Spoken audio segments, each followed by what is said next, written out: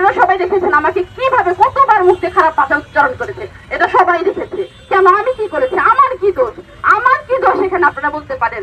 আমাকে হুমকি দিয়েছে আমার পা নাকি কেটে ফেলবে, আমার পা কেটে নিয়ে এসে চলে যাবে। সিরাজগঞ্জ জেলার স্বেচ্ছাসেবক দলের যুগ্ম আহ্বায়ক সানোয়ার হোসেন সানু সহ তার সহযোগী গুন্ডা পান্ডারা আমাদের পরিবারকে সরাসরি মোবাইলের মাধ্যমে আমাদেরকে হত্যার হুমকি এবং আমাদেরকে শিলহানিতার হুমকি সহ নানান ভাবে আমাদের বাজে ভাবে গালিগালাজ করেছে, যেটা আমি একজন নারী হিসাবে, একজন মা হিসাবে অত্যন্ত অসম্মানজনক হয়েছে। আমি এই জন্য আজকে আপনি অনেক অসহায় হয়ে এখানে আপনাদের দ্বারস্থ হয়েছি এবং আমি এই পদক্ষেপ নিতে বাধ্য হয়েছি, অনশনের মতো পদক্ষেপ নিতে বাধ্য হয়েছি। আমরা মজলুম, আমরা অসহায়, আমাদের আল্লাহ ছাড়া আসলে আমাদের কেউ নাই এই মুহূর্তে। যারা আমাদেরকে হুমকি ধামকি দিচ্ছে তারা সবাই বলে আমাদের বস্তা বস্তা টাকা আছে, আমাদের পাওয়ার আছে, ক্ষমতা আছে, আমাদেরকে তোরা একটা কিচ্ছু করতে পারবি না, তোরা আমাদের একটা কিছু কোনো লোমও তুলতে পারবি না, তোরা যা খুশি তাই কর, এইভাবে আমাদেরকে হুমকি ধামকি দিচ্ছে। আমাদের পুরো পরিবার আমরা নিরাপত্তাহীনতায় ভুগছি। ওরা যে কোনো মুহূর্তে আমাদেরকে ক্ষতি করবে, আমাদেরকে হত্যার হুমকিটা সরাসরি।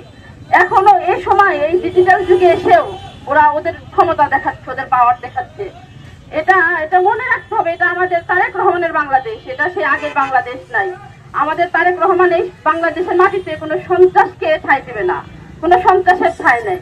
আপনারা সবাই দেখেছেন আমাকে কিভাবে কতবার মুখে খারাপ ভাষা উচ্চারণ করেছে, এটা সবাই দেখেছে। কেন, আমি কি করেছি, আমার কি দোষ, আমার কি দোষ এখানে আপনারা বলতে পারেন?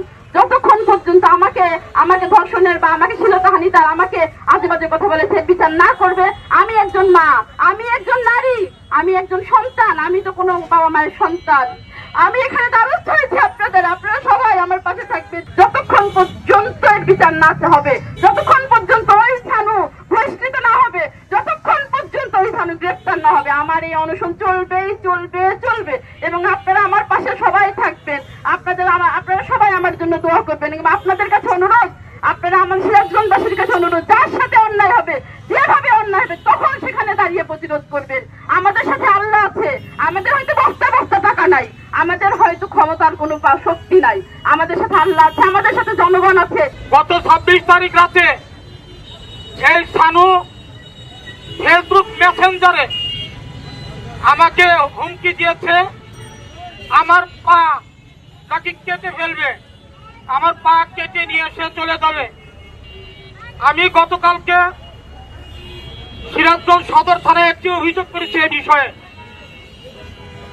আমি বলতে চাই যে এই সন্ত্রাসী বাংলাদেশে কোনো সন্ত্রাসীরা ঠাঁই হবে না। 5 আগস্টের পরে বাংলাদেশের চিত্র বদলে গেছে। যারা মনে করেছেন সন্ত্রাসী করবেন, সন্ত্রাসীকে আশ্রয় প্রশ্রয় দিবেন, বাংলার জমিনে বাংলাদেশের মাটি তার এগুলো হবে না, সিরাজগঞ্জের মাটিতেও হবে না ইনশাআল্লাহ।